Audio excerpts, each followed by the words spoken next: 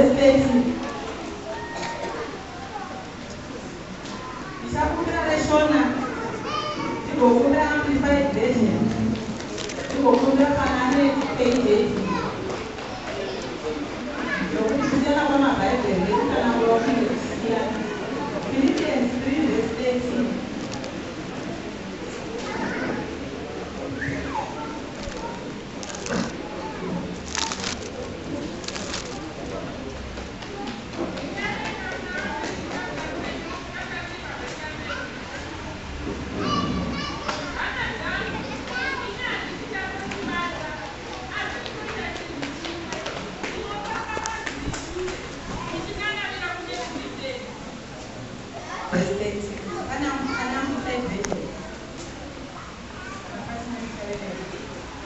I do not consider, brethren, that I have captured a message is my own, yet but one thing I do.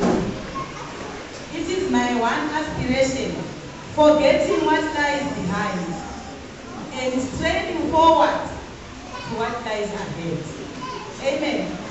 Holy Bible, New International Version, brothers, I do not consider myself yet to have taken hold of it. But one thing I do, forgetting what is behind, and straining towards the goal, to win the prize for which God has called me heavenward in Christ Jesus. Amen. Hallelujah. Amen. Mati ndinokanganwa zviri kumashure ndichinanavira zviri mberi. Amen. Amen. Hallelujah. Amen. I forget what lies behind. Amen. And straight forward to what lies ahead. Marivati treasure kanaka. Ndakatanga kana nawe kunanavira. Haisi nyore. Amen. Kana nawe kunanavira. Uchida kubata botoro remvura uri pano. Unotofanira kutonanavira.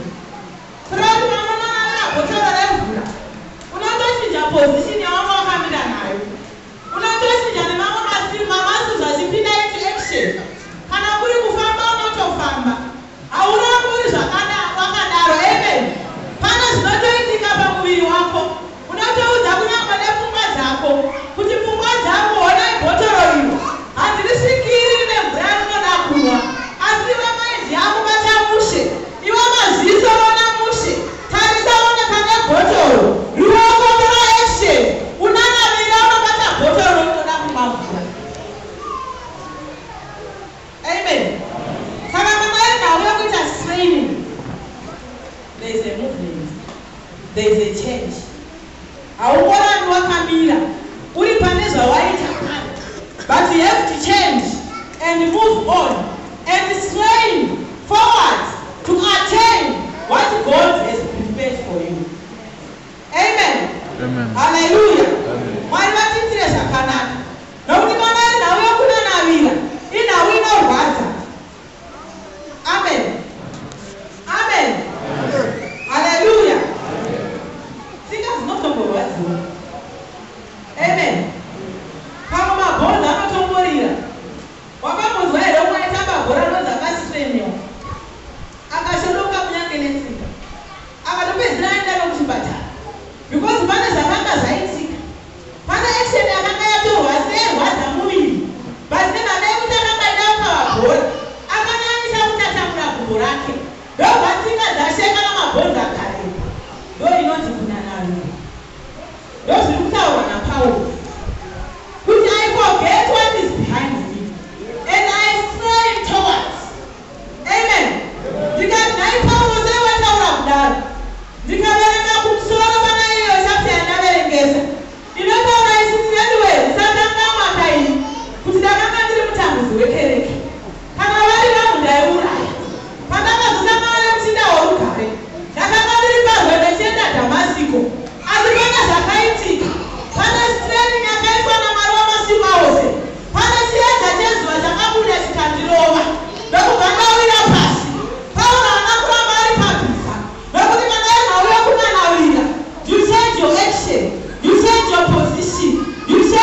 in your life. Paul akasangana nechiedza chakanga chipenya kudarika zuva. Pane zvakaitika muupenyu hwake. Haleluya. Ndosaka achiti ndinokanganwa zviri kumashure ndichinanavirwa zviri mberi. Unoziva ndokuva nedzimwe nguva itomboita ma-19s evanhu vaiuraya achiona vamwe vachichema mwachinzamira nana Stefani vaakatema namatombo but ari kuti izvi handichadi izvi because ndakazviita ndaneziva mwana wamasimba ose asi zvandava kuda want to move on. I want to stray towards the mark because Mwari pane zvavakandigadzirira muupenyu hwangu. Amen. Haleluya. Amen. Mwari vatiitire zvakanaka. Hatinei nezvakaitika kumashure. But tell your mind not to lose its focus. Amen. Udza ndangariro dzako kuti ndangariro dzako I am going forward. Amen. Because of the products of our past. Zvatiri ndozvatakaita. Zvatiri ndozvakaitika. Amen. But we don't have to stay prisoners. Toramba tiri muusungwa here. Paulo anotorambira tiri muzvivi here kuti nyasha dziwanzwe. Amen. Oti aishamburete naJesu Kristu tiri vakuru nokupfuurisa. Hatichatarisi kumashure asi takutarisa zvinhu zviri mberi tichinanavira ichi zvatakagadzirwa namambo Jesu. Amen. Mwari wamasimba ose vatiitire zvakanaka. Hatirambi tiri pane zvakapfuura asi tinoita move on. Amen. You can't change your past, but you can change your future. Amen. You can't change your past, but you can change our future. You can't change your past, but you can change your future. Amen. Tinozviziva kuti wakarambwa nemurume, but hatigari ipapo. We don't dwell there. Toramba tiri pakushema here baba vaina masimoro avo. Handinamiri ipapo. Ndinokanavira tivaona zviri mberi. Kuti baba vaina masimoro avo zvoita sei? I get into action and train myself. Kana zvino ndichasana 20 days zvinosvika. I have to train my muscles and my mind.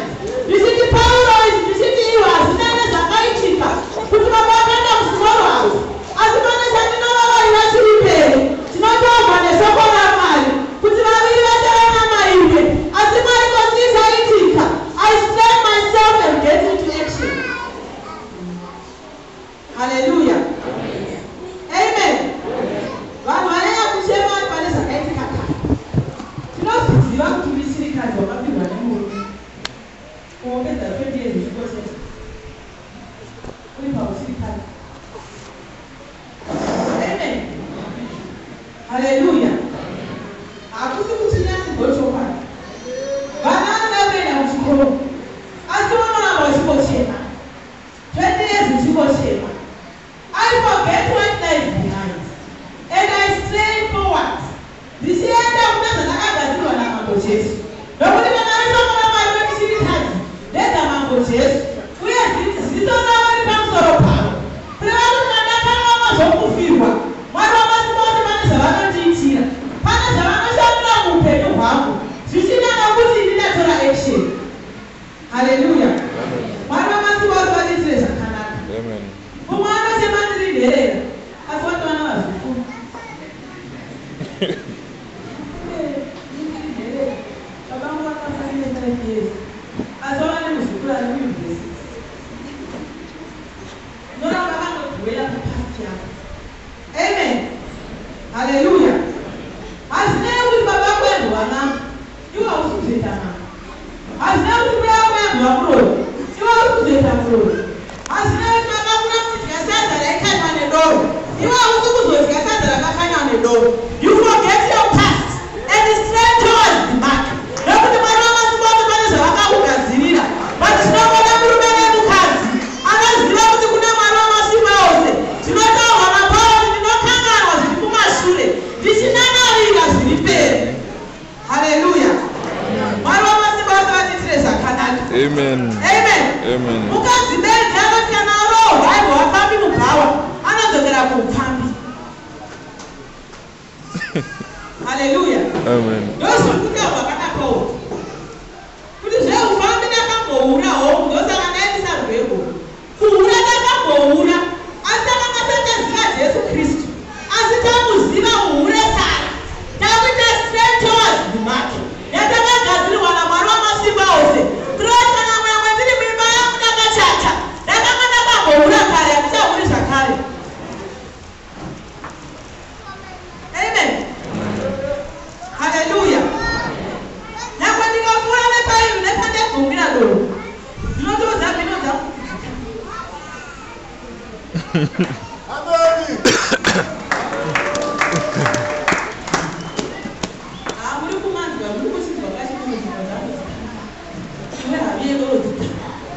I forget. I'm straining towards God. Don't let me go. Never give up. I want to know who I am. I'm not going to go. I think you know that I'm not going to put it all on a couple, but not this time. I forget what lies behind, and I strain towards what God has prepared for me. Amen. Amen. Hallelujah.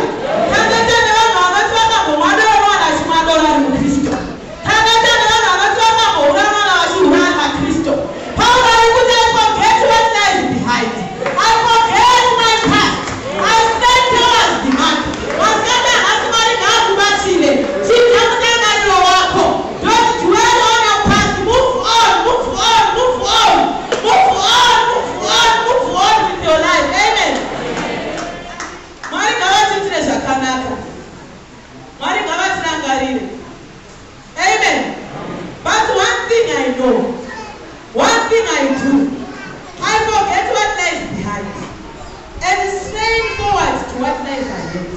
I know it's not easy. That's why I have to strain. Amen. Amen. I tell myself that I can do all things through Christ who strengthens me. Unoziuza, kuti utabandiko, but I can do all things. Nokuda kwa Jesu, wakatitenga nero painoshamisa. Daibo wao ndofo unoziziva. Dosa manaka uchaona munhu akaboda kurawinayo. Iwe uchiwaita number 1. Asi this time ari kudrive Toyota Hilux. Unobva ari pedyo nevalikani. Munhu uyu akasidzana yake wokabhurama. Posi chamaitika. Munhu eye akakangamwa zvakanga zviri kumashure. Akaita stand towards the goal.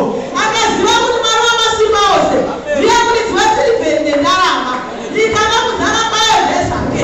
Kana ndaro papa ndinobvisa chegumi. Kana ndaro papa ndinobvisa offering. Mari yangu yaropafadzwa. Ndotenga Toyota Hilux. Yes. I forget what lies behind. Amen. Amen. Jeremiah 29 verse 7 notes. For I know the thoughts and plans that I have, says the Lord. Thoughts and plans for welfare and peace, and not for evil, to give you hope in your outcome. Hallelujah.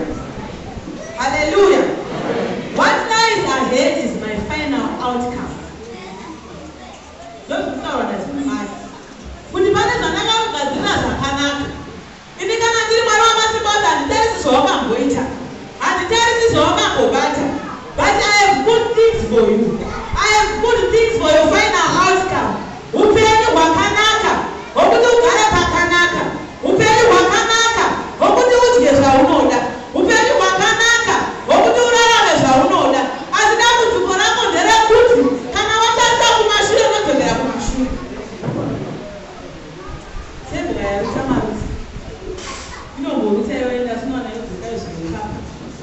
Nyangwe yakuwa nyama ina mabhodzi akako haimasima rokana. Ndozvikuda makapounds. Kuti I forget what lies behind. Hallelujah. Because God is a good end for us. Amen. Muzita namako Jesu. Amen. You can be peaceful or you can be powerful. Unozwa kuti vanhu vazhinji vagara pakusvika madenda. Kuti ndingagodini, ndingakudini. Akagara papasti yake. But kana wakanga mapasti yako, you can be powerful. You can be a testimony. You can change lives of other people. Unafamba kuza vanhu mumastreets. Kuti vachingani kana dziri banje ndaingoshuta. Banje idzi dzinaka dzakandibatsira. I forget my past and I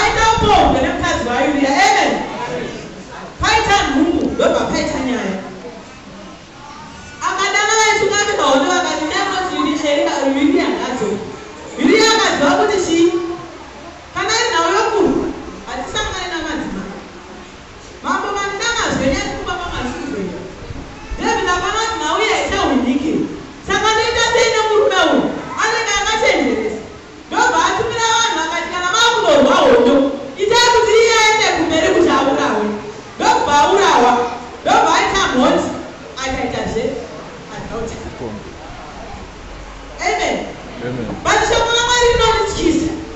Amen.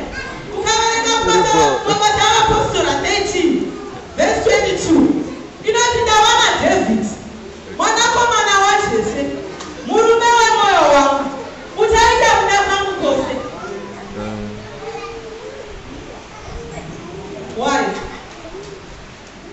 Akatangana. Sokuto makotora basi. Akatangana. Akatandika reka pauko. Andika reka pamura. I forget my past. And I move on. Ukavereka mapisa rema machapta mazhinji. David pane mina matayano yoro. Achizvidemba pamberi paMwari. Kuti Mwari ndakazviita. But give me the power to forget my past. Give me the strength to move on. Handirambe ndiri paupombwe. Handirambe ndiri paumhodzi. I stray towards the mark. Because Mwari pane zvavakandigadzirira. Nokuti Mwari vakati ndawana David. Murume wemoyo wangu. Hallelujah. Amen. Amen. Hallelujah.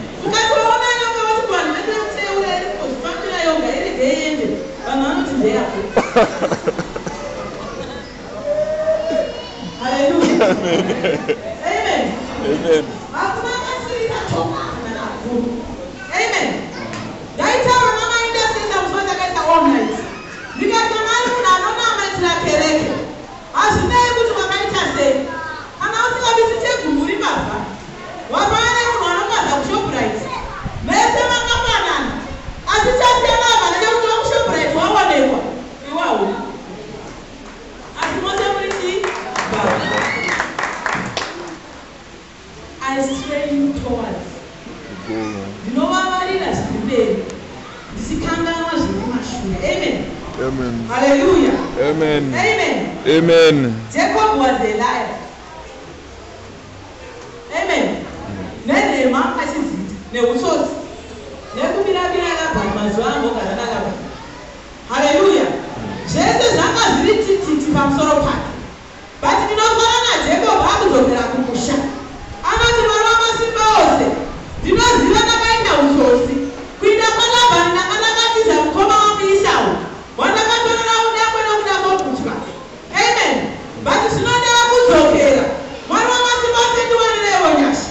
Kana vari madzimai vangu kaivhusi, kana dziri mhuka vangu kai, kana vari madhongi vangu kai, ini ndinoda kumbosara ndichizima pasi yangu.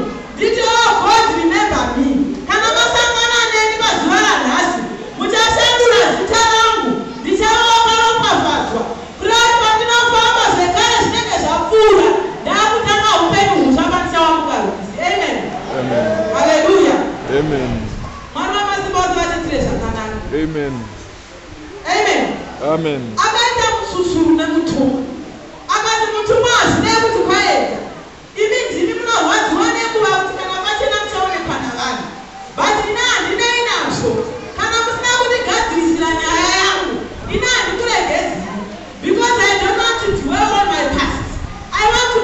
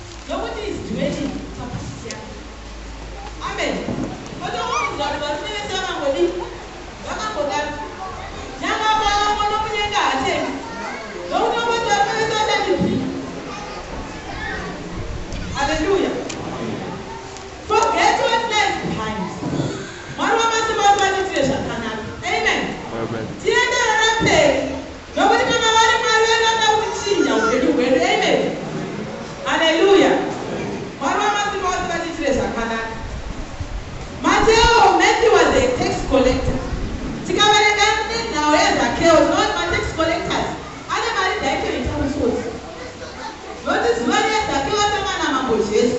Anoti ndicharipira vose vakatorera mari kakapeta. Amen.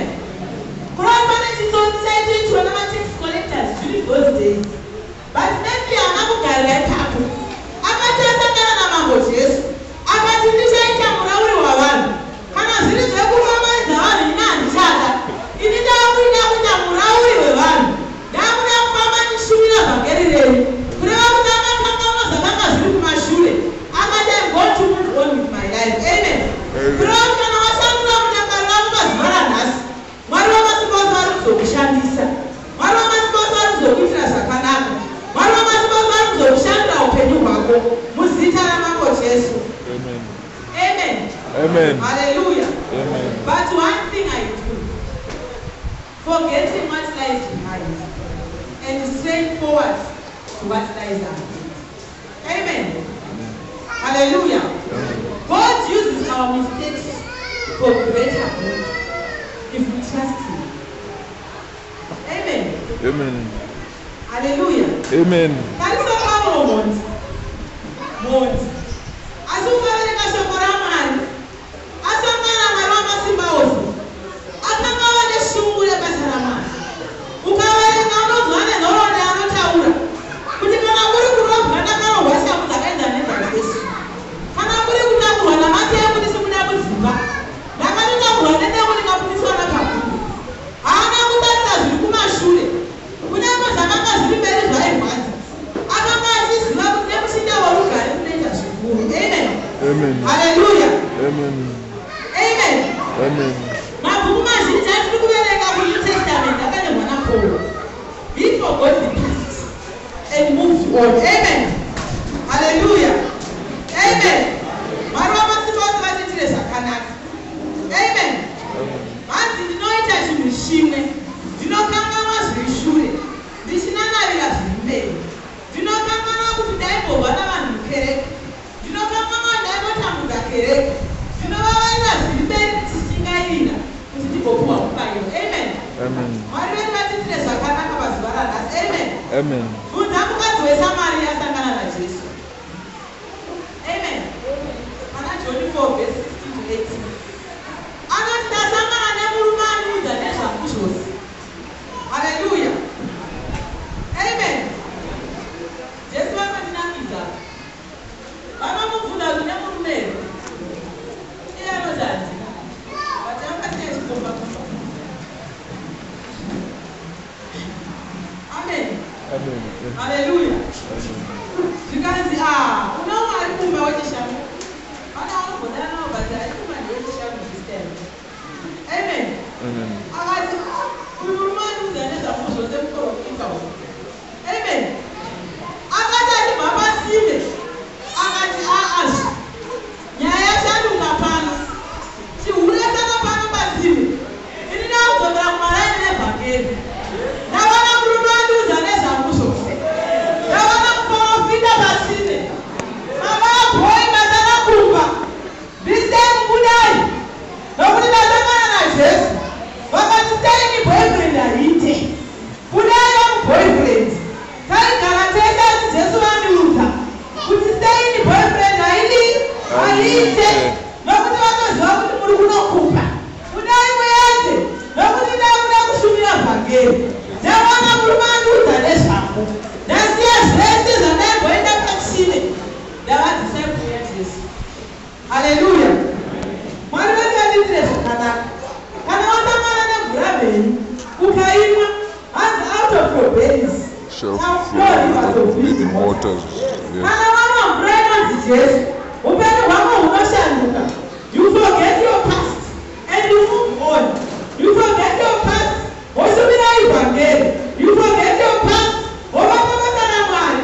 You forget your past, wonomira kunyange nemhuri yako because they are straining towards the goal. Amen. Mwari vedu vatiitire zvakanaka. Amen. Hallelujah. Amen. Amen. Amen. Ukaverenga kuri 1 Chronicles 4 verse 1 to 9. Panotaura murume anonzi Jabhezi. Hallelujah. Asi ukaverenga kubva pavhesi 1 kusvika pavhesi 8 unova pachitaurwa masons of. Hallelujah. Son of Morima, son of Chioreso, Mandilai, son of Mandilai. As the man was come back up, verse 9. Panamai down one man over to Punyano Jabez. And then Jabez was honored by his brothers. Hallelujah. Now we can let the observer by Jabez. Who knows the man that ever comes to Jabez? Nobody can come out. Hallelujah. He was born out of sorrow. Because the man is not forever.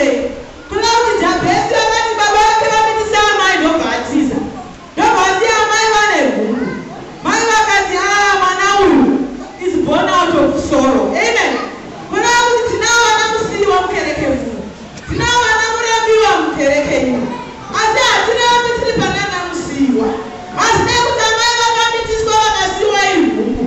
As never the man of planet I come back to here. But if you forget your past, my mama is about to know which is a canal. My mama is about to send out a water. Hallelujah. You can remember 2010. We're not one city. So that you can bless me and enlarge my territory. Amen. I'm sitting with you all, see what Baba Baba. God can enlarge your territory. As never to a man said it, God can enlarge your territory. As never to Baba can have not stepmother. Baba will see why I'm sitting on my money. God can enlarge the territory. As never to a Karela and Ambuya, but she doesn't put the Ukuya, she takes out on his school fees. God can enlarge the territory. As never to a Karela and a stepmother, Hamaine will see it. As a man of our city, forget your past. Hallelujah. God can enlarge the territory. Kamaka was a grow and a stepmother. Kamaka was a Uzi, Baba,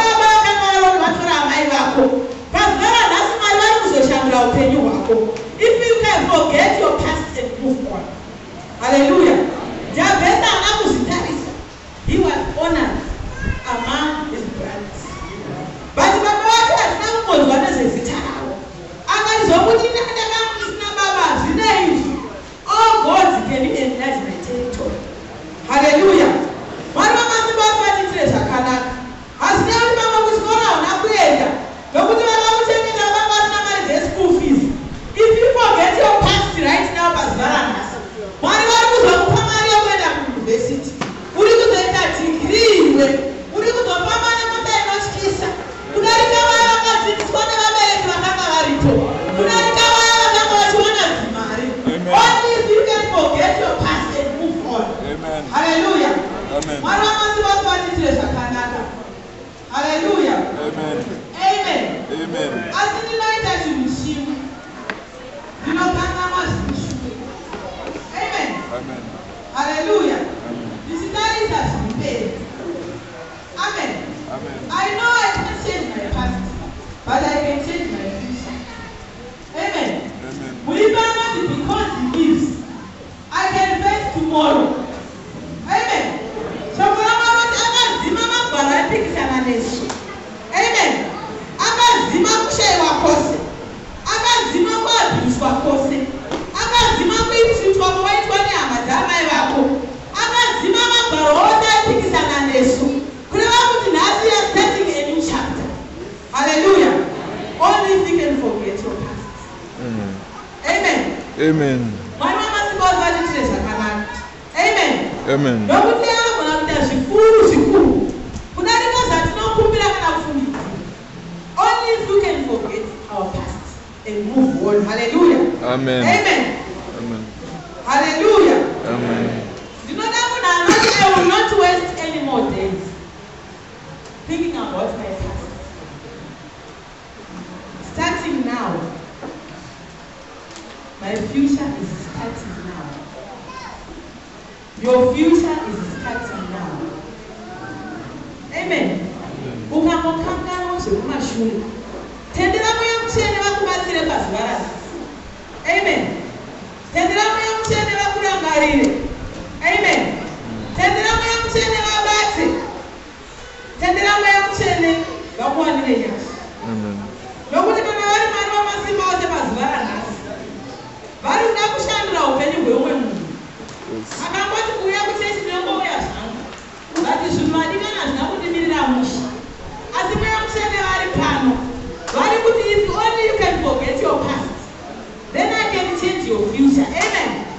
Hallelujah. Amen. Mwari vedu vatitire zvakanaka. Nokuti kana vari Mwari vakatendeka. Amen. He's faithful. Kana vari Mwari vanogona. Kana vari Mwari vanoshamisa. Let God restore you. Amen. Amen. Ukaverenga Joel 2 verse 25. Inotaura zveshoko raMwari kuti zvose zvakadzirwa negwatakwata nemupedza chose nemutetenu nemhashi ndichazvidzorera. Amen. Amen. Ukazoverenga pavhesi 27 ndopaanozoti ndichadururazve mweya wangu pamusoro penyama yose kureva kuti if you forget your past, waziva nepast yako ukaikanganwa, mweya mutene vanoburuka patiri pazuva ranhasi. Kana wanga usingatauri neti muchataura nadzo nokuti unenge wakanganwa zviri shure. Mwari vanenge vaita restoration yavo pamusoro peupenyu hwako, vobururazve mweya wavo pamusoro penyama yose. Mwari vedu vatiitire zvakanaka. Amen. Amen. Mwari vedu vatirangarire. Your future is bright. Hallelujah. Amen. Amen. Amen. Job anoti though your beginning might be small, but your later ends. Hallelujah. Amen. Hazvinei mavambo akanga akamira sei, hazvinei kuti upenyu hwawairarama hwanga hwakaita sei, but ari kuti magumo ako ane nyaya, magumo ako akanaka. Only if you can forget your past. Amen. Amen. Hallelujah. Amen. Yoti zvekana muti usinge watema kune tariro kuti uchakudazve. Amen. Hallelujah. Uye darirawo nyoro haringaperi. Kureva kuti baba wakatema nepasti yako, but there is hope. There is a future for you. Amen.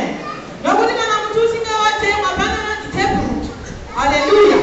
Iyo kana isina kubviswa, mweya mutene vakakubata mazuva ranhasi, unotiitira miti iwe, unotiitira mashizha, unotirovererwa, wakanganwa pasti yako, unobvubvutira semuti, ugoita mabasa makuru kana wakanganwa zviri kumashure. Amen.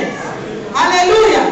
Hanzi kunyange mudzi wawo ukakwegurika muzi, as long mudzi uripo, ndinodiri kuti mweya mutsvene vari kare. As long mweya mutsvene vari mauri, mweya mutsvene vari pamusoro pako, you can have a better future. You can change your future. You can change your life. Hallelujah. Amen. Kunyange zvakadaro usabukira kana wanzwa kubwira kwemvura. Amen. Vanhu vamasibozi ngavatiitire zvakanaka. Tisvike patinosimuka masikati ano, titi mweya mutsvene tibatsirei. Tine nhoroondo dzatinadzo pamusoro peupenyu hwedu, but mazuva ranhasi hatidi kugara panhoroondo. We don't want to dwell on our past. Amen. You want to forget what lies behind. Amen. Hazvinei nhoroondo yako yakamira sei, hazvinei kuti wakawamuka bhodha ukabodha wadziviwa nemwena, zviri kukanganwa zviri kumashure, tichitarisa zviri kumberi, nokuti Mwari mweya mutsvene vane zvavanoda kuita pazuva ranhasi. Amen. Amen. Forget your past and move on. Amen. Amen. Your miracle is today. Amen. And your future starts today. Hallelujah. Kana vari Mwari vanokuda, nokuti pane murume wakafa pamuchinjikwa akafira iwe neni. Kureva kuti kana huri upenyu hwako hunoshanduka, kureva kuti kana iri history yako yanga yakaipa, mararamiro ako anokura utaura nezvawo, aunombogara uchitaura uchiudza vanhu zvakare zvakaitika zvisina maturo, vatiri kuti mweya mutsvene tibatsirei. Hazvinei kuti upenyu hwako hwakamira sei, hwokuti kana ukarambara unonzwa une vanga pamwoyo, asi mweya mutsvene vari kuzoramba vana mavanga, mweya mutsvene vari kuzobvisa kutema pakati pevana vavo, mweya mutsvene vari kuzoburusa kunyaradza neforgiveness. Hallelujah. Nokuti unoona zvaakabatirirana nhasi pane munhu wakamuchengeta, unoona zvaakabatirirana nhasi pana next door neighbor wake, unoona zvaakabatirirana nhasi kunyange pana baba vakamubereka, but mweya mutsvene vari kuti forget what lies Behind and move on. and move on. Hallelujah. Amen. Hallelujah. Hallelujah. Amen. Amen. Amen. Amen. We